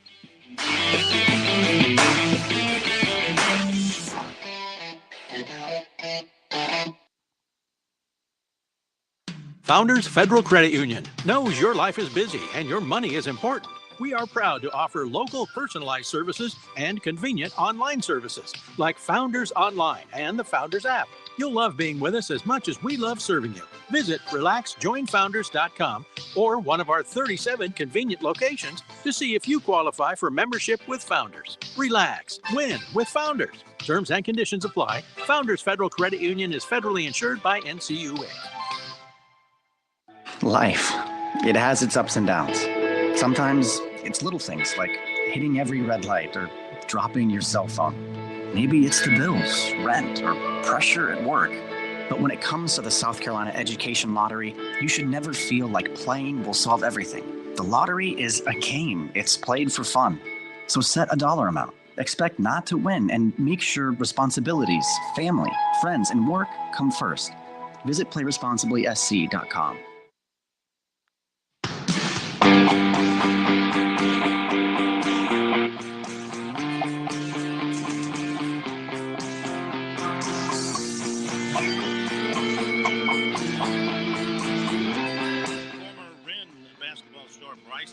Who's out in Nebraska, announced today he's headed to the NBA draft, ending his college career. Get back to your phone calls, 888-898-2525, South Carolina Education Lottery lucky number. And we go to Ron in Columbia next up here on Sports Talk. Ron, welcome in. How are you? I'm great. How you doing? Doing fine. Thank you. Good to have you. That was a good interview with Coach. I tell you what, I feel for him. Yeah. I just don't understand. Evidently, you asked him a question he didn't answer. Why they didn't go to the NIT? I don't understand why they didn't go to the NIT 2 years ago. I didn't know why they didn't get chosen back then. Mm-hmm. I'm sure the university must have turned it down. If they took Vanderbilt over South Carolina, that didn't even make any sense, to me. But well, whatever. Unless they were just going strictly by the net and looked at the net, and even though South Carolina beat them twice, they might have just looked at the net and saw the difference in the two and said, "Okay, we're taking them." Well, how many games did they won at least 4 less games, or maybe 5 less games in the conference, and they were dead even, and I think they were 15 and 15 to 14 and 14, whatever, something, Mm-hmm. But anyway, Yeah. But anyway, Mm-hmm. what was the guy? I'm having a senior moment. Yeah. The guy that coached at Winthrop and Wichita State. You talked about him. Greg Marshall. Greg Marshall, yes. Greg Marshall. Listen, my brother-in-law lives in Greenwood, knows his father real well. Mm-hmm. Listen, South Carolina was his dream job back when Eddie Fogler picked the guy from whatever his name was that came from where it was in Kentucky. Steve Newton? Whatever. No. The one, I guess, he was right before. No, Steve Newton came from Murray State, so that's Kentucky. But I thought it was like, well, I don't know. But anyway, he was wanting. Anyway, that was when Fogler picked that guy over him. But anyway, I guess he had baggage. That's why they didn't even look at him. Yeah, I think what happened at the end at Wichita State was too great to work around. The allegations of racism and hitting players and strangling the coach, allegations that were made. Yeah. He's denied, but there's been a lot of, people telling the media there. I went back and did a lot of research and read up. They interviewed a lot of former players, also at Winthrop, who said the same thing. Verbal abuse, is that right? Physical abuse. This is what they're saying. He's denied it. Yeah. And I get, they weren't willing to try to work around that. They were willing to try to work around Sean Miller and the FBI and the NCAA, and that's all okay. Well, I guess the difference is in today's world, what Sean Miller did would be pretty much acceptable, even though you're still not supposed to use NIL for recruiting purposes. I'm sure today's coaches now sit around and say, okay, how much money can we get this guy through our NIL programs, et cetera? That's all legal now. It wasn't legal when it happened 2 years ago. Strangling somebody and physically abusing and verbally abusing, that's not acceptable at any point in time. If it's all true, obviously it and you don't see schools with vacancies right now knocking on his door. So apparently he's got the old been blackballed for the time being. Can he overcome that? My thought was, you give a guy a second chance. I got to believe that he would be a different person and a changed person and all that. If he needed to be, I would think that he would be. But they moved in another direction. I also heard he had wife problems too. Well, you mean like? Well, I heard his wife. Her behavior. Yes, her behavior. She's pretty loud, I think, and pretty noticeable. I heard she had an alcohol problem. Oh well, we don't know all that kind of stuff. Well, yeah. But it's a shame. I think that he's not going to take B.J. Mackey. I think this will be Ray's final nail in his coffin when he makes this man, because I don't think that man, if he was barely what you said, just barely above 500 in the Southern Conference, and he's turned down.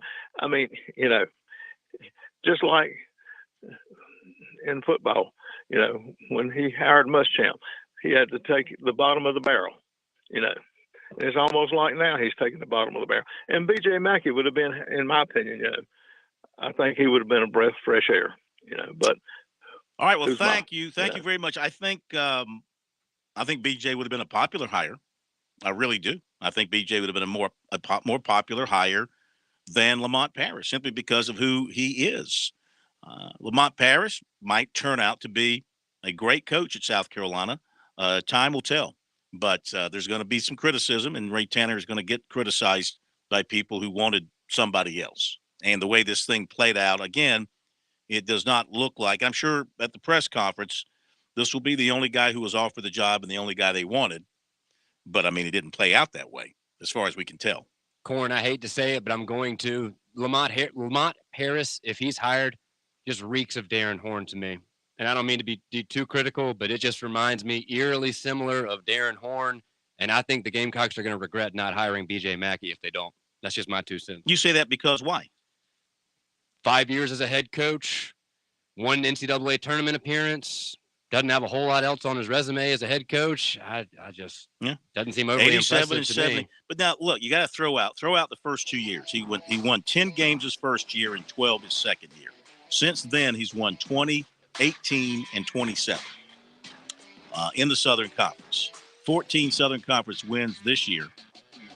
And of course, I mean, they don't make the tournament. He might not be the coach if they don't make that 3-point shot to beat Furman in the Southern Conference champ. Maybe it's Bob Ritchie we're talking about if that game goes the other way. We'll be back in a moment. Point weather is made possible by our friends at Palmetto Citizens Federal Credit Union on 107 The Point. And here's tonight's forecast. Clouds roll in, but will stay dry and have a low of 45. Tomorrow, up to 75 is our high temp with more clouds than sunshine. Wednesday and Thursday look to be rain days with a cold front arriving late Thursday and cooler temps with it. Highs Friday and into the weekend in the upper 60s. The weekend shapes up as very nice. I'm Brian Leonard with your On Point local weather. Hi, honey. Were you able to drop by Tree Pharmacy today to pick up Mom's medications? Yes, she sure is on a lot of meds. I know. That's why I go over so often to help make sure she's taking them correctly. Well, I have great news. The pharmacist at True Pharmacy said he can pre-pack her medications into individual doses. Wow. Knowing she's taking the right meds at the right time will give me great peace of mind. But how much does it cost? That's the even better part. It's free. Just another great service they offer at True Pharmacy. True Pharmacy, 2 locations, Charleston Highway in West Columbia and Divine Street downtown. With SRN News, I'm Keith Peters reporting severe thunderstorms with reports of possible tornadoes have spread damage across parts of North Texas. It wasn't immediately clear whether people were injured. Officials reported damage Monday throughout Jacksboro, about 60 miles northwest of Fort Worth. There, a tornado-warned storm ripped the wall and roof from parts of Jacksboro High School, especially its gym, and also struck the city's animal shelter. The city manager had no immediate reports of injuries.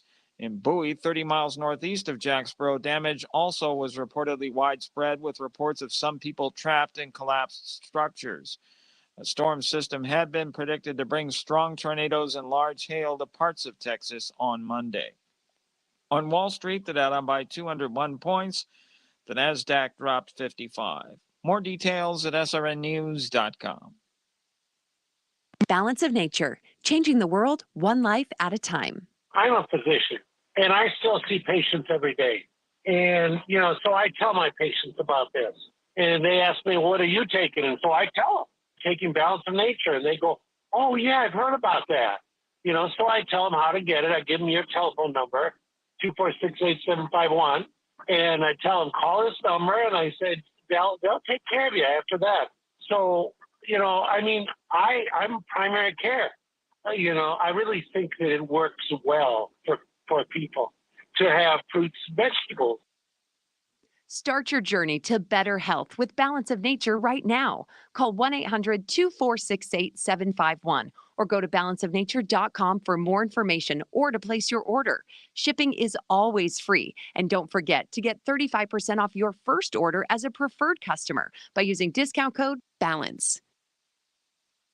You know what? I get asked every now and then, Kev, when you say my guy, do you really have a my guy at Palmetto Exterminators? Well, I really do. Ron Byers is my guy. Do you realize I've been a customer of Palmetto Exterminators for 20 years this summer? That's over the course of 3 homes, longer than my kids have been around. I'm loyal to Palmetto Exterminators for several reasons. First, they do a phenomenal job with pest control for a very fair price. It's just not a concern around my home. They take care of everything from regular visits to termite inspection, mosquito care. This is a company that's been around for more than 60 years serving the Midlands. When they come around, they're clean, they're courteous, and they're on time. Look, it's not just me. When it comes to things like those pesky mosquitoes, Palmetto Exterminators voted best of Columbia in Columbia Metropolitan for their mosquito control. I could have told you that before anyone even voted. What else can you possibly need from your pest control company? If you're looking for someone to help you, look no further than my guy, Ron Byers, Palmetto Exterminators. Online, it's palmettoexterminators.net or call them 254-5833, 254-5833. Dave Ramsey here. Do you want your money to work for you rather than you working for your money? Go see my friends at Palmetto Citizens Federal Credit Union. They're not a mega bank and have been serving the Midlands since 1936, offering good old-fashioned customer service and free services. They'll look out for your financial well-being. With 14 locations, check them out today at palmettocitizens.org. Federally insured by the NCUA. A well-regulated humidor being necessary to the preservation of a cigar, the right of the people to keep and enjoy cigars shall not be infringed. For those who love a great cigar and want to spend time with others who are like-minded, the Cigar Militia offers the experience you're looking for. We're located in the Colonial Village next to the Melting Pot. The Cigar Militia offers exceptional cigars from around the world, staff to assist you in your selections, private cigar lockers, and a lounge where members can relax and enjoy.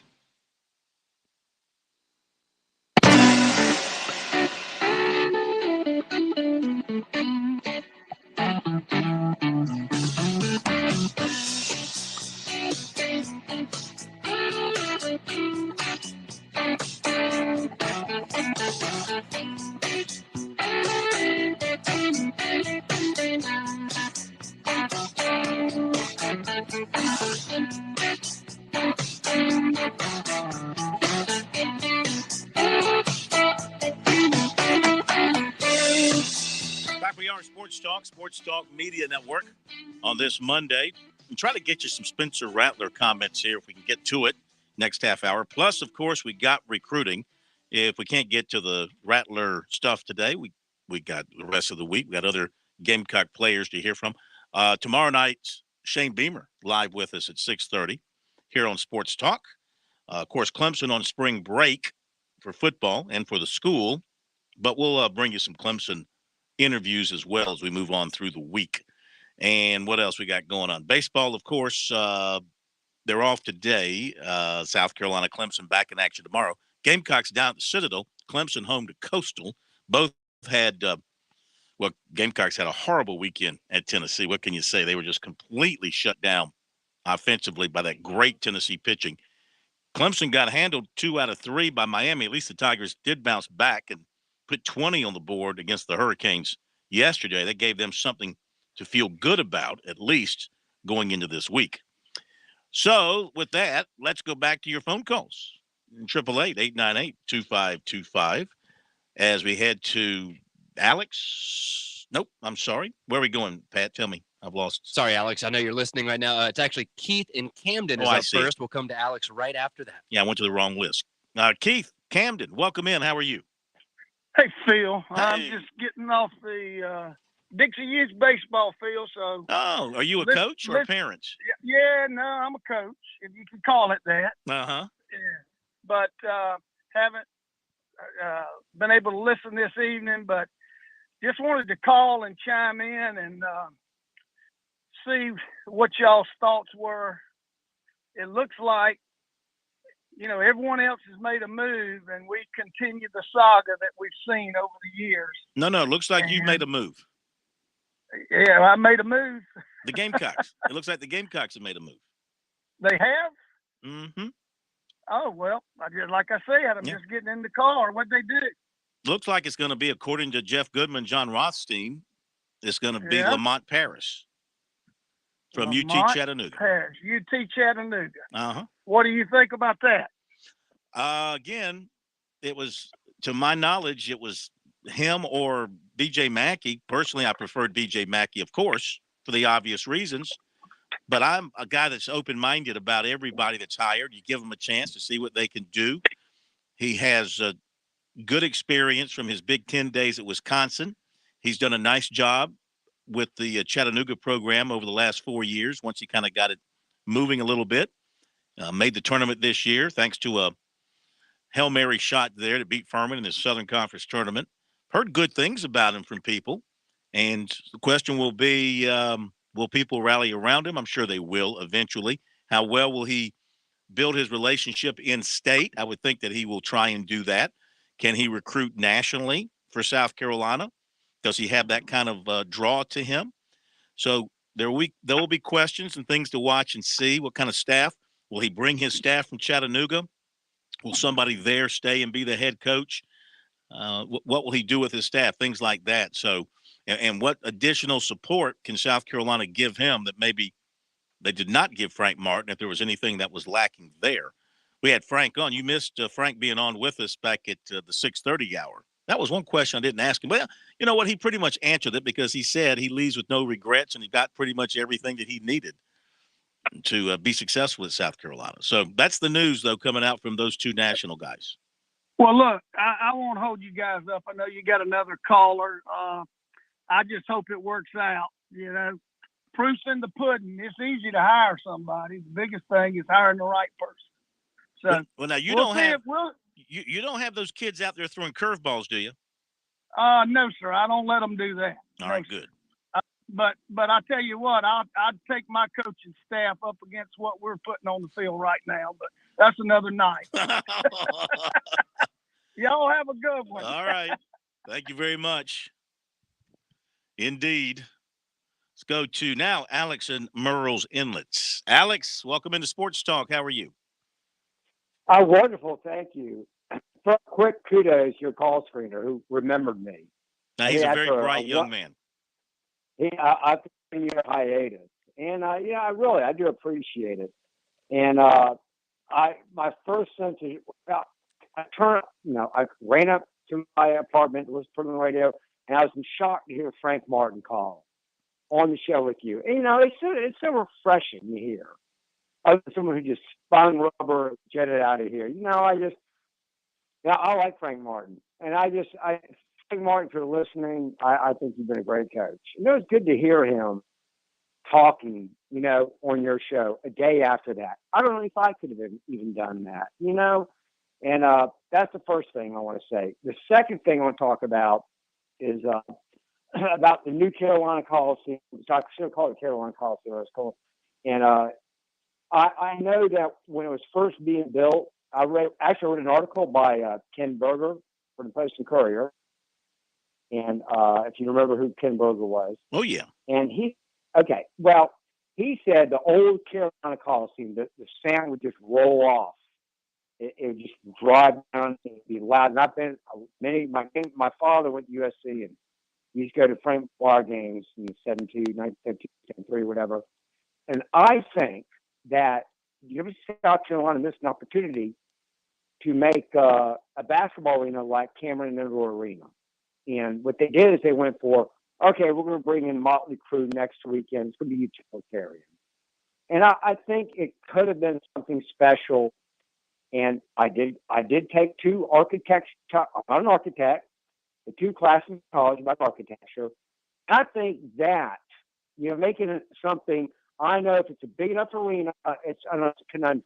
If it's big enough, you can bring in people for the NCAA tournament. But what if it's not? For me, I think the Gamecocks, University of South Carolina, missed a big opportunity to make something special. Now, I've never been there, and I'll go there next year. So I'm gonna get off the phone. My dog wants me to get him out for a walk, and I'll listen to your show. And take care. Love you guys. Bye. Thank you. Well, look, they could have poured money into the old Carolina Coliseum and really refurbished it and made it really, really nice from a pure basketball standpoint. But you needed the boxes. You needed the suites, the luxury suites. That's what you had to have back then. You think about some of the famed arenas around the country for college basketball, Cameron Indoor and over there at Allen Fieldhouse at Kansas. And even, the Dean Dome needed to be upgraded for suites and all that after a while. But those places are special because their teams are special. If their teams stunk, those places wouldn't be so special, but they've had great teams over the years. In South Carolina, under Mike McGee, decided to go big in the city of Columbia, I guess, or Richland County, whoever else was involved, the university, decided to go big and have a big building, not only for basketball, but to attract big-time entertainment events. And I think it's a beautiful building. I really enjoy the building. Is there pressure on the coaches to fill that building? Does basketball generate enough interest to fill that building every night? Obviously not. But there's no reason when the Gamecocks are going well that they can't put 14, 15 in there. We've seen that the year of the Final Four run. You go back and look at those attendance figures, and February, early March for the home games, I'll go back and look, but they were doing 13, 14,000. When that place is filled and the fans are into it, men or women, I mean, it's a terrific home environment. It really, really is. Even though they had less than 10,000 yesterday, 9,000 something, lower bowl was filled up. From what I understand, crowd was crazy, very loud and behind the home team. But imagine twice that, the 18,000. It's been rare they've had 18,000. They have had 18,000 in there before. It's fabulous. So I think it's a beautiful building. And then what they're doing right now, for those who don't know, they are extending, that would be Green Street. They're extending Green Street all the way to UG Street now. So what used to be a dead end, had a little office on the side there, used to be a dead end, is now going to be a connector street to UG, and it's going to be very pretty walking area, it looks like, with nice lighting. They're redoing the lighting and all that around there. So I think that's going to be a real pretty area for the arena. So I love it. I don't think they made a mistake. I mean, I think all the other entertainment value they've gotten out of it is more than made up for maybe being a little too big for every night basketball. But those big events that have come in, I don't think you would have gotten, say, I'm going to date myself here, but I don't think you would have gotten Paul McCartney to come into an arena of 9 or 10,000. But coming into 8, 10. Well, actually, for a concert, they can put maybe 20,000 in there. You fill up the floor and fill up all the suites and all the seats and everything. You can probably put more than 18,000 in there. So, I like it. I think it's a great arena. You have an answer to that question, actually. Do you remember Paul McCartney did come to Columbia way back when? I was a little kid, so I'm aging myself. No. He came. He played at the football stadium, though. Yeah. Because there wasn't enough space in Frank McGuire Arena, so they actually did. In about a 3-year span, we had Paul McCartney, the Rolling Stones, and Guns N' Roses, and all three of which played in Williams-Brice Stadium as opposed to Frank McGuire because of the lack of space. Now, personally, though, what I miss the most is I always cherish the memories from being a kid and walking in those tunnels that you would take from the parking lot to and from the old Frank McGuire Arena, and just the raucous crowd before those the smelly game. Tunnels. They were smelly, yes, but as a child, it was fun because everybody was singing and celebrating before and after games. Yeah, that was kind of cool. But those tunnels, they smell. Still do, I would imagine. All right, thank you for your phone call. We got to give you the recruiting report coming up. By the way, if you didn't know, Matt Ryan is a Falcon no more. He is an Indianapolis Colt, traded today. So what do the Falcons do for a quarterback? Any idea? They already signed Marcus Mariota. Like I said, what do the Falcons do for a quarterback? Draft one, I guess. We'll be back in just a moment.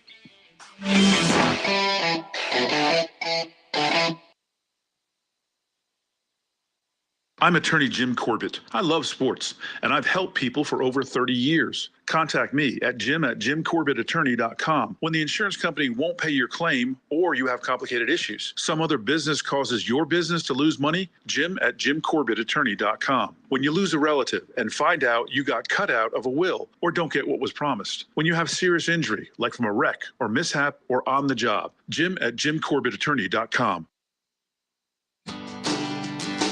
It's almost time for the Palmetto Sportsman's Classic.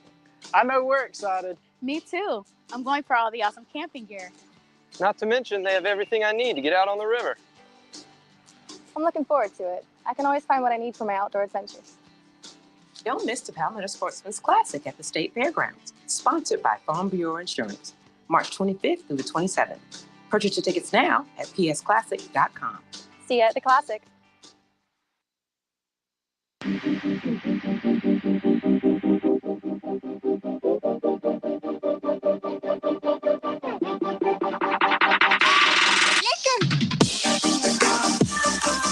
It is time for the recruiting report on this Monday night, brought to you by the good folks at Seawells. Want to remind you about the daily luncheon buffet at Seawells, every day 11 till 2. And it's outstanding. You've heard us talk about it regularly. We like to update the menu for the week so you can make your plans, Pat. That's right, Corn. Tomorrow, Tuesday, March the 22nd, we'll be bringing you carved black oak ham, southern fried chicken, and grilled sausage with onions. We'll tomorrow night give you Wednesdays and so forth, but I will go ahead and tell our listeners out there Thursday, Seawells will be closed for a private event. So this Thursday, March the 24th, don't go or they will not let you in. Ouch. Okay. Make your plans accordingly. And, of course, for the very best in the catering business, we recommend the folks at Seawells at 1125 Rosewood Drive in Columbia, 803-771-7385, online at SeawellsCateringSC.com. South Carolina had players in over the weekend. One was defensive tackle Xavier McLeod of Camden, been a regular visitor, and each time it seems to get better for him. Now, you know, Shane Beamer put out his Twitter welcome home commitment alert on Saturday. McLeod said that wasn't for him. But, you know, eventually, this is me talking, not him, eventually one of those could belong to him. He's been there a lot, really likes South Carolina, said that he and his dad and his girlfriend discussed with Beamer that, you know, how much he really enjoys it and their comfort level. They're the homeschool, things like that. And he really likes Jimmy Lindsey, the way he works his players. So it's good right now between those two sides. He's looking at committing, he said, somewhere around the early signing period in December. Now, Clemson is not recruiting him, he said. No contact from the Tigers. He is planning to visit Ohio State during his spring break in April. If he can, he wants to visit Alabama this weekend and Auburn this weekend. He also plans to visit Florida, and he plans to return to USC for the spring game. Now, USC today is hosting Arkansas State transfer receiver Corey Rutger, official visit. Freshman All-American last year after catching 59 passes for 826 yards and 9 touchdowns. He was at Auburn Saturday. He's also taken unofficials to Ole Miss and Texas State. He also has a visit planned for Utah State later in the week. He's a native of Mississippi. Also in today at USC, offensive tackle Olaus Alanen of Finland goes to school in Connecticut. He's been visiting schools in the South. He was at Clemson last week, and his 2024 quarterback, Dante Reno, was also to be in with him today. So, again, we mentioned Shane Beamer and his Twitter welcome home commitment alert Saturday. No one as of tonight has gone public with saying that commitment belongs to him. So we continue to wait on that. Among the prospects who were at USC Saturday or plan to be there, safety Caleb Woodson, safety Jalen Kilgore, defensive tackle Elijah Brown, he's from Sumter, athlete Nicholas Brown of C.E. Murray, tight end Jack Mosley of AC Florida, defensive end Montague Rames of Sumter, linebacker Winston Berglund, Carmel, Indiana, athlete Zaire Gamble of Sumter, cornerback Nate Butler of Sumter, offensive lineman Trovon Bow, 2024 offensive tackle Nicholas Reeves, Warner Robins, Georgia, 2024 defensive tackle Heaven Brown Schuler, 2024 offensive lineman Walt Claire Flynn, 2024 linebacker Dylan Stewart, who was offered earlier in the week last week, and 2025 corner Jalen Bell of Atlanta. USC offered tight end Javante Connor, 6'4", 235 of Kernersville, North Carolina. Miami also offered him on Sunday.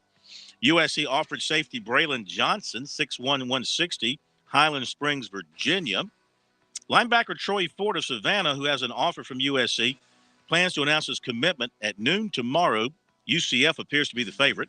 Chapin offensive tackle Chase Swigert went to Florida yesterday. Went to Florida yesterday after going to Auburn Saturday. He's a PWO candidate for those schools along with USC and Penn State.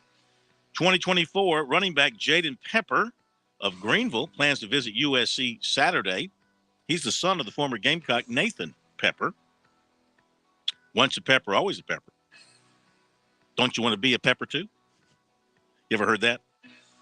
No, is it Nursery Rhyme Monday? No, it's a commercial for Dr. Pepper. Oh, wow. Yeah, go look it up. Look it up. I think it was you're a Pepper, I'm a Pepper, we all want to be a Pepper too. Or something like that. USC target offensive tackle Wilkins Formby was offered by Michigan.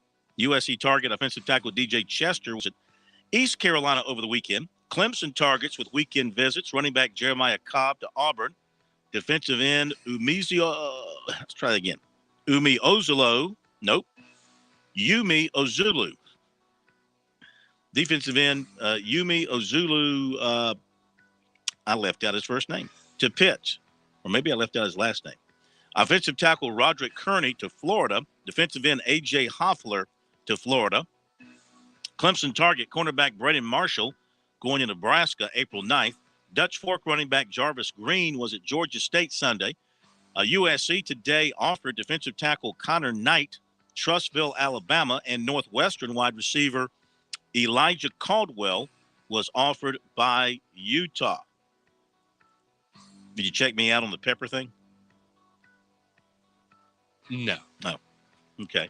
I'm stalling here because I want to look up the persons whose name I just butchered. Now, that would be Desmond Umi Ozulu. That's it. Desmond Umi Ozulu, the defensive end. That's impressive. Well, I felt bad that I butchered it. There you go with the recruiting. For now, here on Sports Talk. And don't forget, you can always find recruiting on our website, sportstalksc.com. On Twitter, use the hashtag #STRecruiting. Yes, Desmond might be Yumi Ozulu. Yumi Ozulu. Desmond Yumi Ozulu. Get used to it. Imagine Clemson with Desmond Yumi Ozulu, along with DJ Uyangalele and Oroho, or something like that. We will be doing quite a few enunciation exercises here on Sports Talk. 3-4 years into it, still can't get them right. Well, Uyangalele, I've been able to master. Few people have. I can actually spell Uyangalele without looking at it. Uiagaleieu.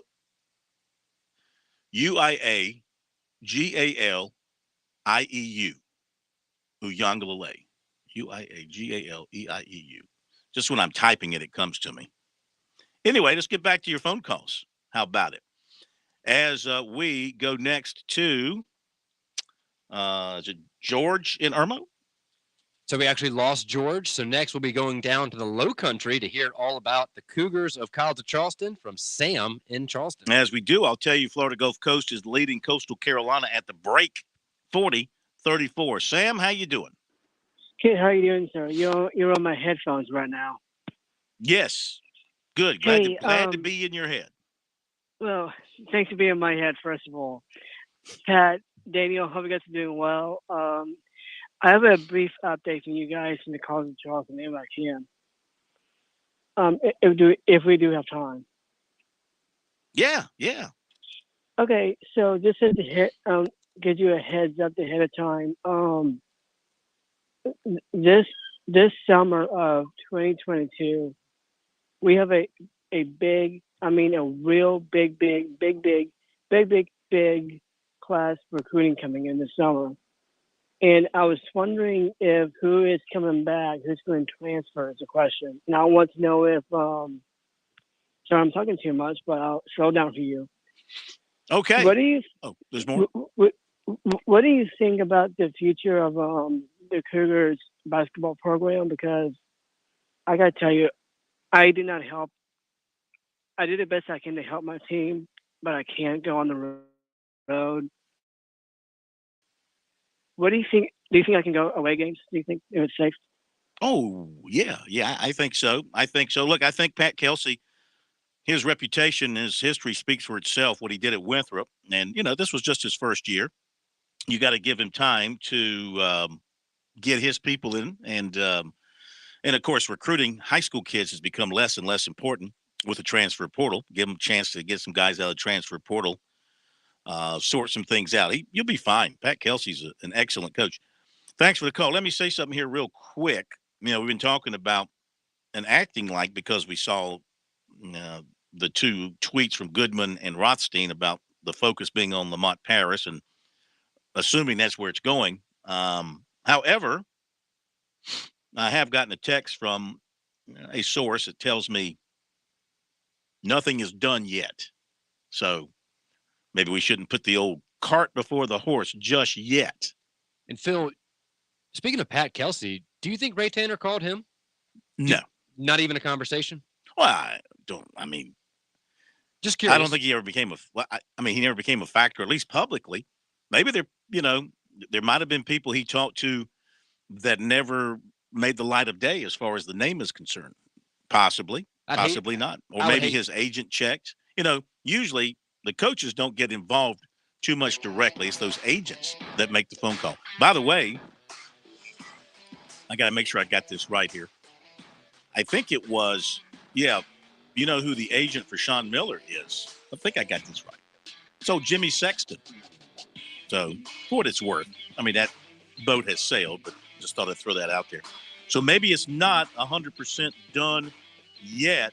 As I've been told here, nothing is done yet. So we'll see what happens. Have a great night. See you tomorrow. By the way, before we do what's supposed to happen here, thank you for pushing the button.